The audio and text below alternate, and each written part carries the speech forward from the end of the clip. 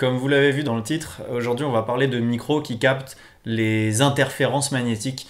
En général, on préfère les éviter, les interférences magnétiques, et on fait tout pour ne pas en avoir dans ce qu'on enregistre.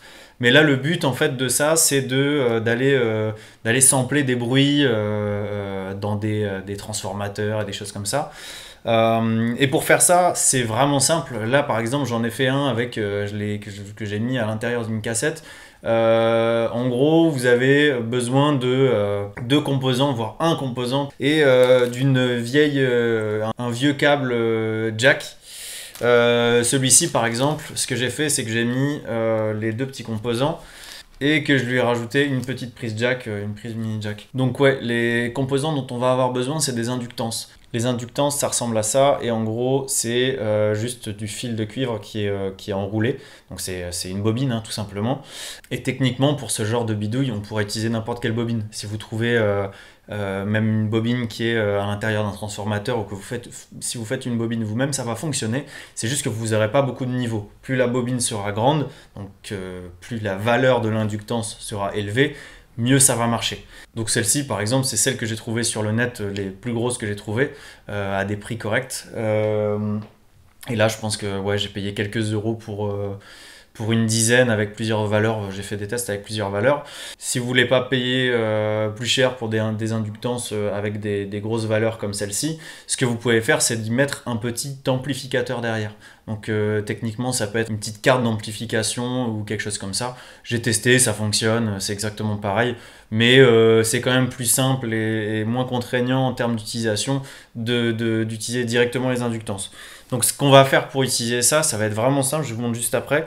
Moi j'ai un câble ici qui marche pas en fait, il a jamais fonctionné, je vais voir si on peut l'utiliser. Et en gros ce que j'aimerais bien faire, c'est garder un tout petit peu de longueur, pas grand chose. Et sur ce câble, je vais lui connecter deux inductances comme ça. Alors pourquoi deux? Vous savez, sur un câble jack comme ça, c'est du stéréo, donc il y a deux lignes. Donc ce que je vais faire, c'est que mon inductance, je vais en connecter une sur la ligne de droite et une sur la ligne de gauche, ce qui fait qu'on va avoir un effet stéréo quand on va enregistrer. Pour enregistrer, moi j'utilise un Zoom H4n Pro qui est très bien pour du field recording et ce genre de trucs. Mais n'importe quel enregistreur qui enregistre avec une prise mini jack, ça va fonctionner.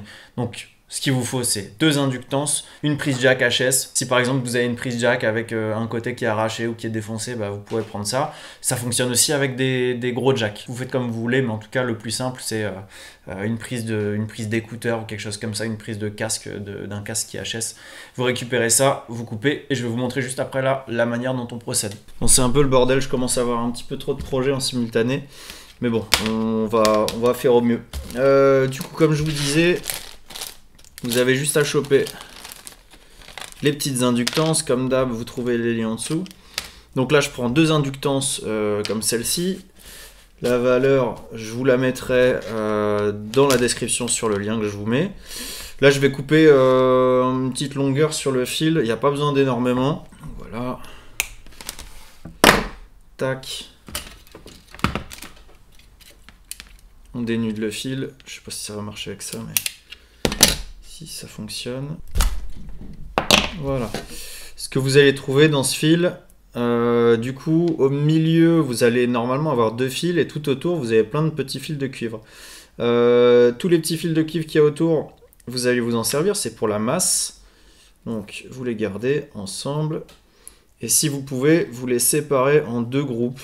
Donc, vous faites deux tresses comme ça. Voilà. Ça va nous être utile juste après. Voilà. Et après, vous dénudez du coup les deux fils qui vous restent ici.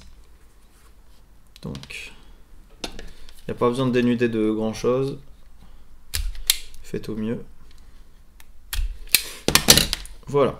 Et après, vous vous retrouvez avec vos inductances. Et tout ce que vous avez à faire, c'est de souder un bout de l'inductance, un côté de l'inductance avec une patte de l'inductance avec le fil blanc, une patte de l'inductance avec la tresse que vous avez fait sur le côté, et pareil de l'autre côté, c'est tout. Juste avant ça, ce que je vous conseille de faire, comme d'hab, vous allez passer de la gaine thermo. Coupez des petits morceaux de gaine pour que ça passe à peu près au-dessus de ça, quoi. Donc là, il doit y avoir 2 cm, quelque chose comme ça. Tac. Voilà, ces 4 morceaux de gaine, vous les passez d'abord. Ici, là-dedans. Voilà, une fois que vous avez toutes vos gaines de passées, là vous allez pouvoir commencer à souder. Donc pour la soudure, ce que vous allez avoir besoin de souder, c'est donc l'inductance. Donc les 2 fils de l'inductance, comme ça. On va en faire une première. Je vais utiliser le bras magique pour me faciliter la vie. Moi je l'enroule autour, je sais pas si c'est la meilleure technique, mais ça marche comme ça.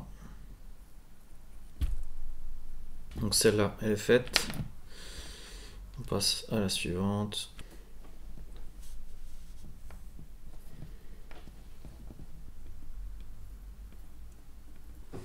Donc là c'est good. Donc on passe la gaine au-dessus de la soudure. La gaine elle est censée aller comme ça. Voilà, et a priori ça devrait plus bouger. Voilà. Du coup maintenant je vais passer une plus grosse gaine aussi. C'est vraiment parce que j'ai laissé de la longueur. C'est pour faire un peu plus propre. Voilà, j'ai un peu fait ça à la va-vite du coup. J'ai pas pensé à passer une grosse gaine avant pour tout solidifier. Mais c'est pas très grave, on n'a pas forcément besoin. Je vais peut-être essayer de passer cette gaine là. Ouais, ça pourrait marcher. Hein. Je vais essayer de passer juste les 2 machins à peu près à la même hauteur. Voilà, on va essayer de le cramer comme ça.